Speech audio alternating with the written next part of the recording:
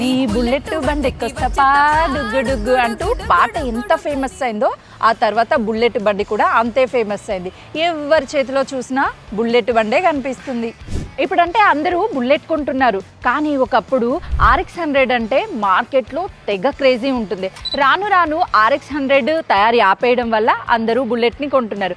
కానీ RX100 ప్రియులకి ఒక కొత్త శుభవార్త. కొత్తగా మార్కెట్లోకి రానున్నటువంటి RX100 ఫీచర్స్ 70 కిలోమీటర్ల మైలేజ్ ఇస్తుంది, 5 గేర్లు ఉంటాయి. ధర 1,30,000 నుంచి 1,50,000 ఉండొచ్చని అంచనా వేస్తున్నారు. ఈ నూతన ఏడాదే మార్కెట్లోకి RX100 రాబోతుంది. ఇప్పటి వరకు RX100ని మిస్ అవుతున్నాం అనుకుంటున్నటువంటి వాళ్ళకి ఇదొక శుభవార్తగా చెప్పొచ్చు.